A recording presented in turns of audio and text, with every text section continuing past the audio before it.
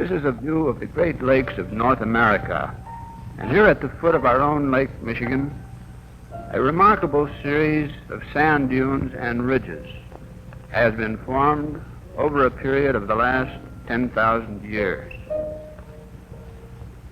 To folks out from Chicago or surrounding towns, the Indiana Dunes is simply a long, sandy beach. But there have always been those to whom the very solitude and desolation of the dunes has been the attraction. And these find their pleasure far from the noisy crowds, and from these few, the dunes withhold few secrets.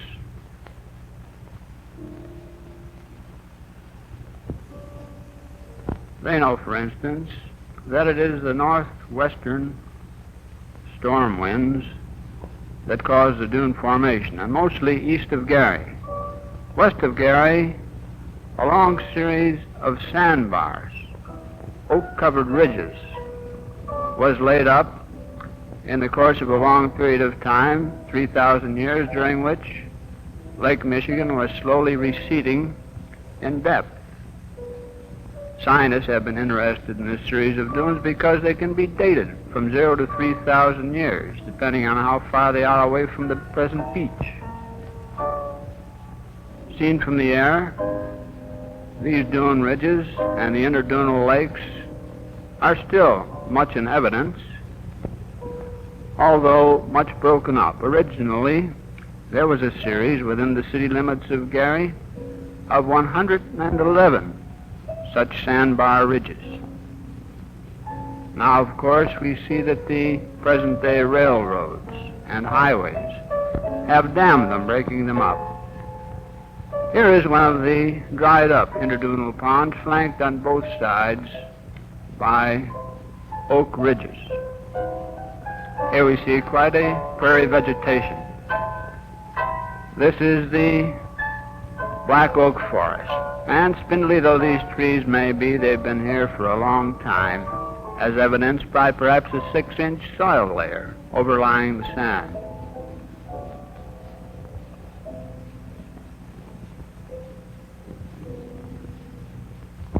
But the prairie vegetation is rich. Here we see some of the tall blue-stemmed grass, the typical tall grass of our Midwestern prairies.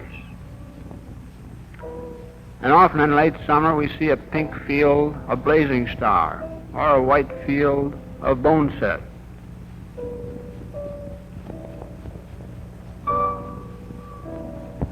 But it is east of Gary that the dune complex is most interesting. At A, for instance, we see a fore-dune. At B, a cottonwood dune. At C, a pine dune. At E, an oak dune. And at F, a mesophytic forest dune, the richest type of forest that occurs in this region. And we will be considering these different forest types which succeed each other in time and space in the dunes. This group of youngsters going down to the beach near Baileytown understand what forms the dunes. They know, of course, that the waves coming in, casting up sandbars, are very important, but they know where the sand comes from. They know that the sand comes from the erosion of the northeasterly storm winds, striking against the high bluffs north of Evanston, tearing the boulders out of the glacial till there. And these boulders, smashed about in the maelstrom of the lake, gradually become smaller as they're worked southward toward the dunes. By the time they reach the southern shores of the lake, they are sand. And here we see them cast up as sandbars.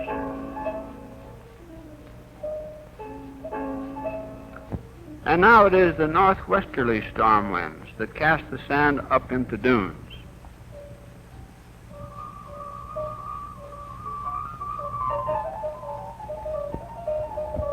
Here we see the wind, the waves coming in, heavily laden with sand, driven by the northwesterly winds. And here we see the result, a long sandbar cast up. And when this sand dries out, things begin to happen. A microscopic view of sand is most enlightening. We find that under the microscope, these tiny grains of sand are mostly quite rounded.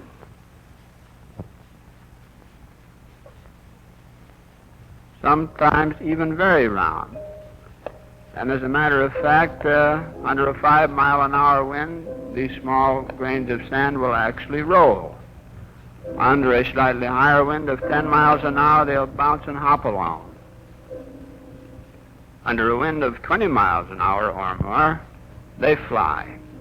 And they fly until they strike some obstruction, when they will begin to form a dune against that obstruction. But dunes may also be formed, miniature dunes, without an obstruction at all, simply due to the fact that the sand grains are of unequal size. The large grains will be slowly rolled up to the crest of a dune, and then the fine sand blows off. And this has a net result of forming these tiny ripple-marked dunes such as we see here.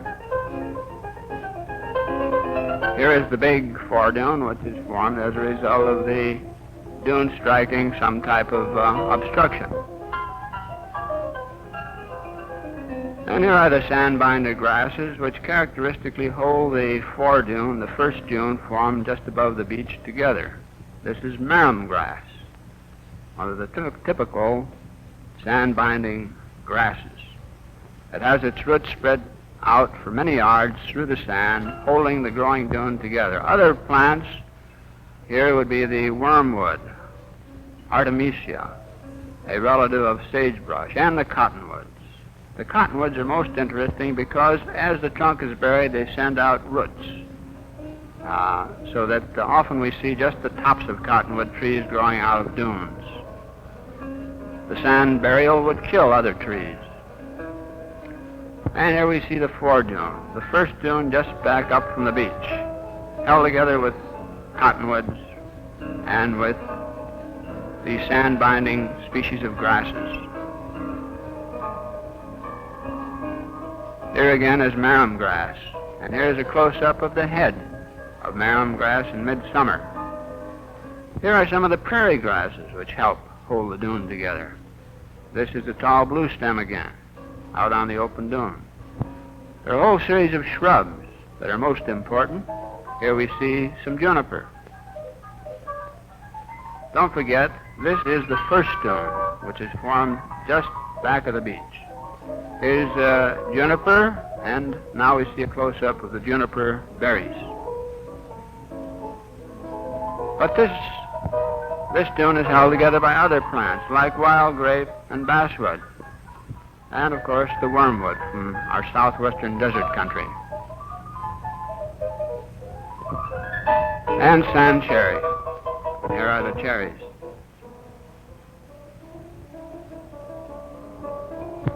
And red osier dogwood.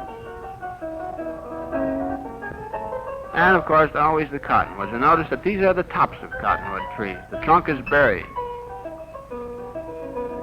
Have you ever noticed how the leaves of cottonwoods rustle in the slightest breeze? They have flat stems which cause them to flop around and slap each other. And here is a view of the foredune, and behind it the pine dune, which is taking its place. And there is the last cottonwood in the pine dune. And we know that the pine dune will be disappearing soon because there at the very top of it is an oak tree growing. Here are the twigs and leaves of the jack pine, a very common dunes pine. And next we see the leaves of white pine.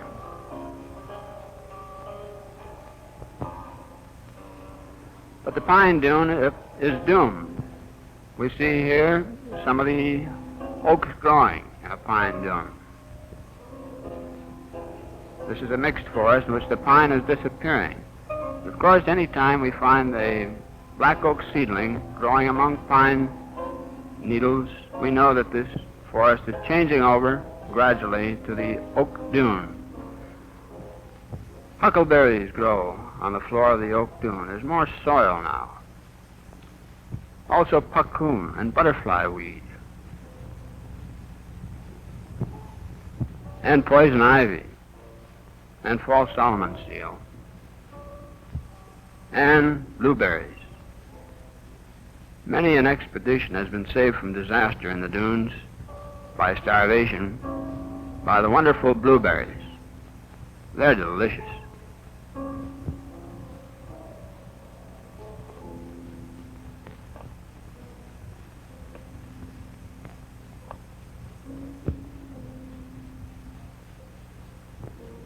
And here is the black oak tree. This is the dominant tree in this zone. And the prickly pear cactus, a relic of the southwestern deserts. And of course, in this poor soil, the pixie cup lichen is very abundant.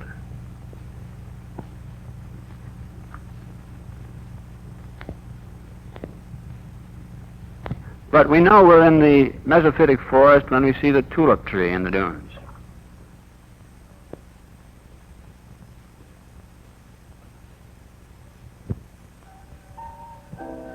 Here is the deep, shadowy forest, the climax forest, perhaps 10,000 years old.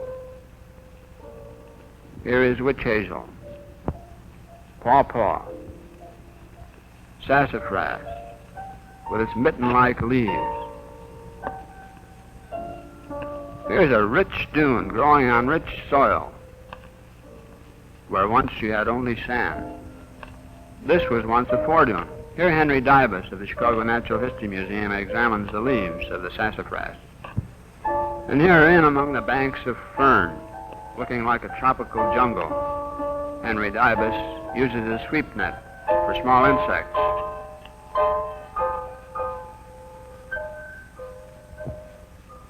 See the richness of the fern vegetation. And here we see Herbert Lamp, Dr. Herbert Lamp of Chicago Teachers College, lecturing to an academy field trip, a group of teachers. And here he's showing us how deep that black soil is on this 10,000-year-old dune. And he's demonstrating that he has to go down a full foot before he finds any sand mixed in that black soil. In between these mesophytic dunes, we sometimes have swamp forests, flanked by buttonbush. And in between the dunes farther toward the lake, we have marshes. And from the air, we see a most amazing marsh. This is the big marsh.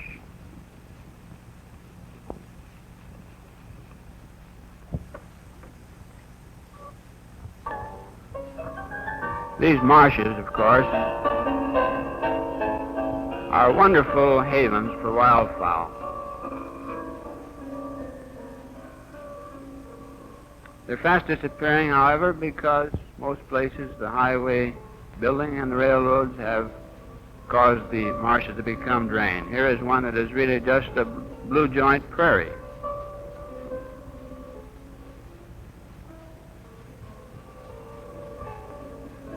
But now let us go down to the beach again and study some of the animals that live on the various dune types we have just studied.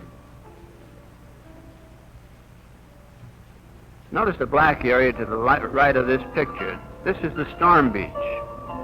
Animals blown out into the lake by offshore winds, then drowned and cast to shore again, form quite a heavily laden food table for the migrating shorebirds, which spring and fall come along these shores. This is the red-backed sandpiper.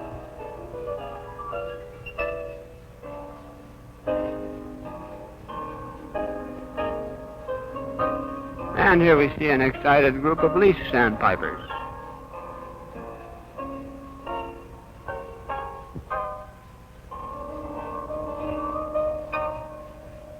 Sometimes a bit of driftwood cast high and dry, well up on the beach, offers a real surprise.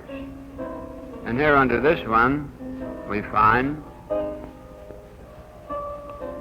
tiny meadow mouse, much too young to be out by himself. But there he is, somewhat bewildered.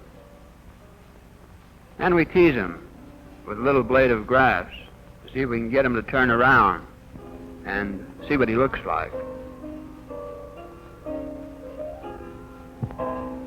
And here is Henry Dibus out on the open dune. Now, Henry really doesn't walk that slowly, but this day we had very fast color film on the camera, and when we had stopped it all the way down, we still had to speed up the shutter in order to get a correct exposure. So Henry seems to be going very slowly. But Henry's heading for that foredune. He wants to study the insects which can live out on this dune. And actually, on a hot day, this dune may be 135 degrees. So many of the animals which are found are to be found in the burrows underneath the roots of those grasses.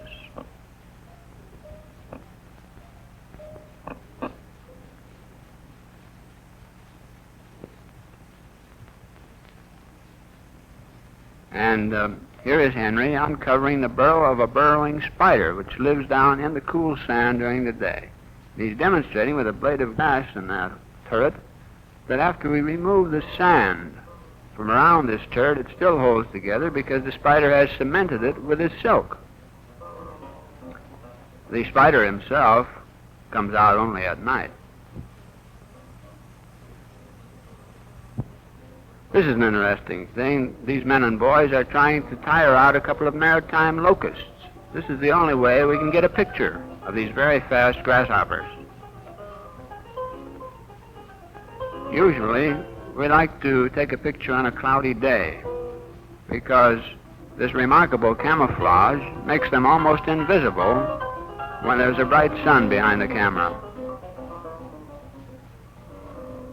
See the sandy coloration, protective coloration of this insect. This is an imago of a locust, and usually imagos are bright colors. This is a juvenile, a young one. And here is the digger wasp, one of the most famous insects of the dunes, also found on the foredune where he digs his burrows. This is the kind of burrow which he digs out on the open sand. And he digs it just like a dog, by throwing out the sand between his hind legs.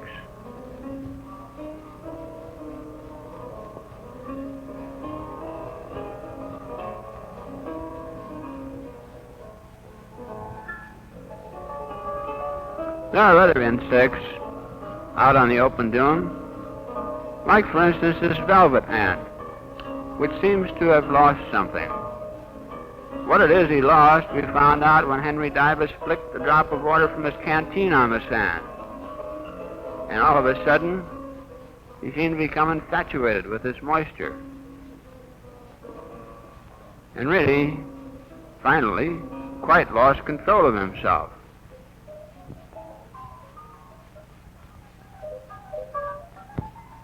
This is a tiger beetle of the dunes, and notice if you photograph him with the shadow toward you, you see him much better than if you photograph him with the light in back of you, so well as his camouflage. Notice the great boulders of sand going by. Here again, we're in the cottonwood dune now, having left the foredune. And this is the cottonwood longhorn beetle, strictly found in the cottonwood zone.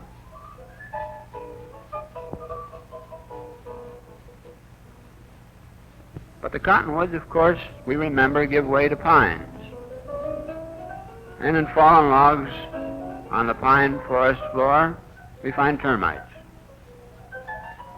Notice, coming up from the lower left, the large-headed, large-jawed soldier termite, whose job is protection in this remarkable termite city. Then the pines give way to the oaks, and we find some other insects living in the oak zone.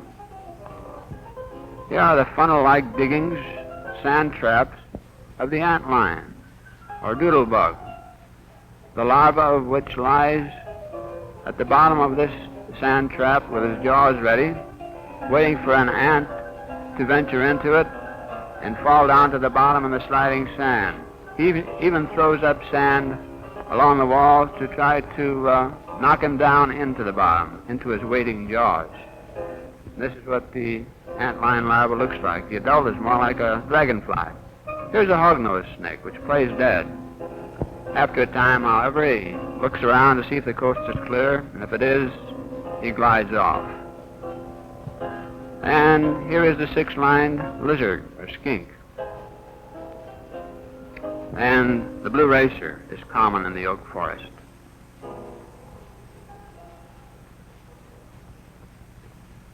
And into the herpetologist bag he goes.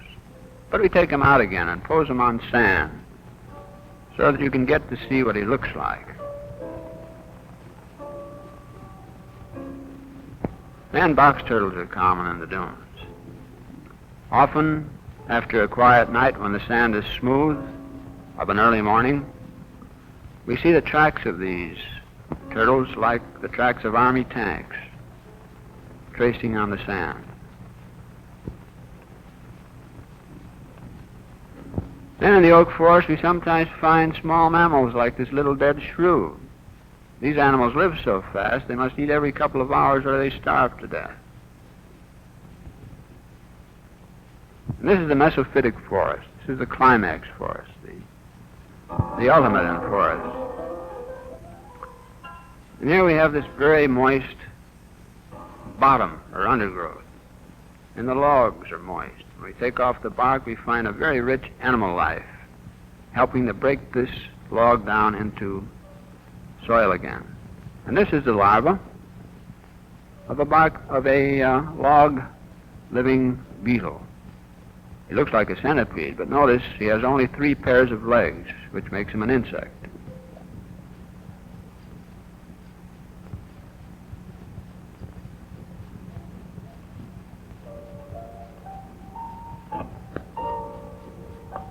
Notice, of course, the flat body, which enables him so easily to work his way between wood and bark. Carpenter ants are very important in this process of breaking the log down into soil. In this ant, the male is very large, the female is much smaller.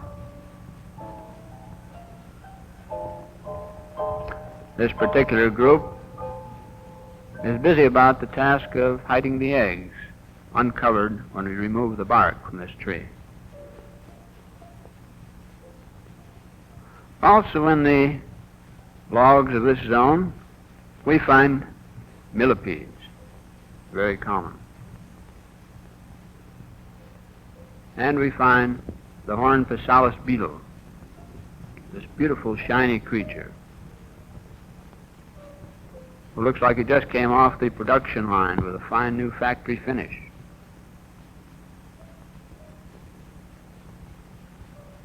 And snails and sow bugs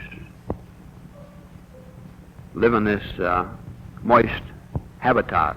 They wouldn't last a second out on the open dunes. They would dry out, as would these red-backed salamanders, which we see here in 2 color phases.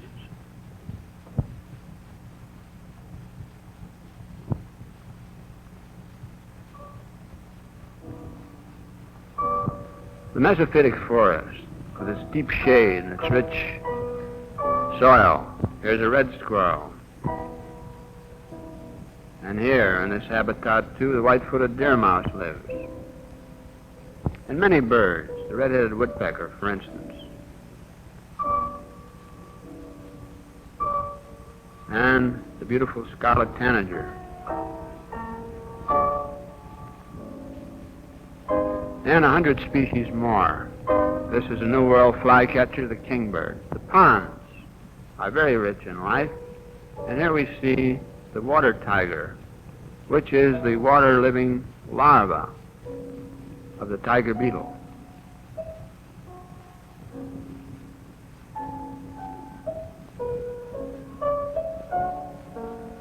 And we also see the larva of the dragonfly, which after spending a year or 2, or maybe 3 in the water, crawls out on land and becomes this beautiful winged adult dragonfly.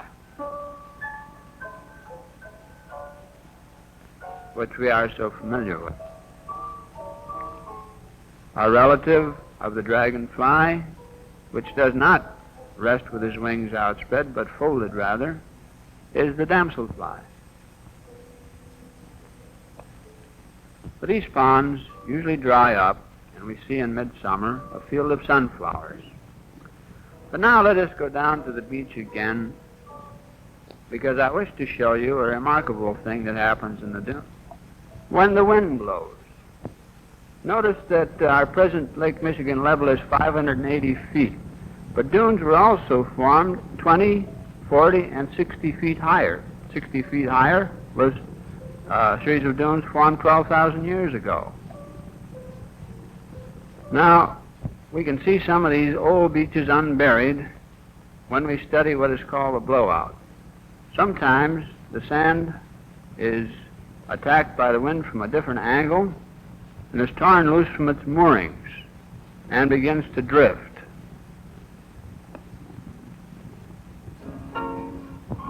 And here we see some of the roots laid bare where the sand has been blown away. What we get then is called a blowout, and the dune is on the rampage. Here we see it uncovering a forest which long ago was buried, and now this moving sand, as I say, on the rampage, is beginning to cover a new forest.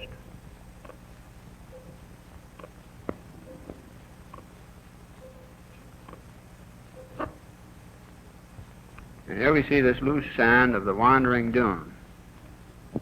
Very difficult to climb up the lee side of one of these wandering dunes. On a hot summer day, nothing is more wearying.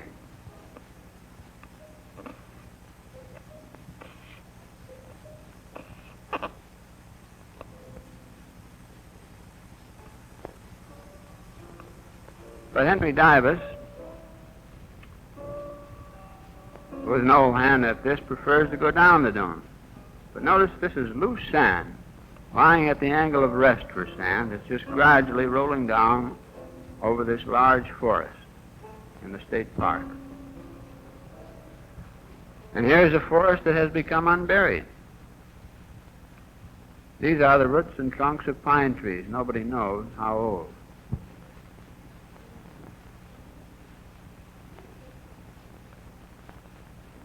And here we see the blowout.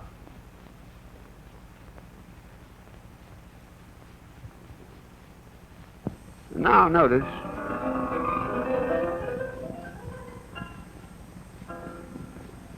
here we see a beach at A, the present beach, but 10 feet higher at B, a beach formed 1,000 years ago, and at C, a higher one, 20 feet higher, formed 3,000 years ago. Here is beach A, the present beach. Now behind this foredune we see beach B, where the black area is. And here at the right of the picture, beach C, a dune 20 feet higher than the present beach, 3,000 years old. And here on that beach B, we see the flat stones, and here we see 20 feet higher beach C. The black is manganese. This is beach B. We still see manganese forming on present-day beaches. That is beach C. Here is beach C. 20 feet higher than the present beach and 3,000 years old. Notice these flat pebbles, which are formed only on beaches. And now notice the dune at Dyer. 12,000 years ago, at a level 60 feet higher than the present, these dunes were formed in Dyer, now covered with fine lawns and residences. Nevertheless, we see that this is an ancient dune, laid bare now by the sand-moving machinery.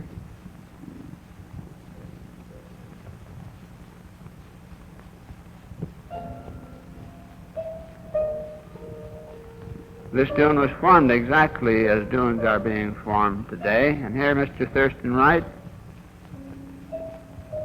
of the Chicago Academy of Sciences staff is going to show us the layering of these ancient beach levels here.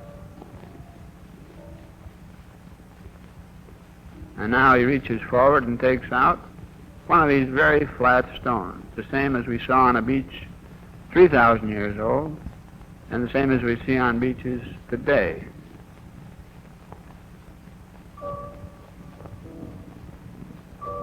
And here is how those flat stones are formed. Lying on the flat beach, they are simply washed up and down, back and forth by the waves, and sanded down, just as by a piece of sandpaper.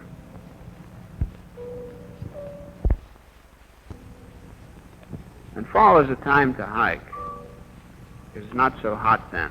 You have more energy. And the dunes are beautiful in fall. One does not need to know very much about the dunes to enjoy this russet bank of ferns.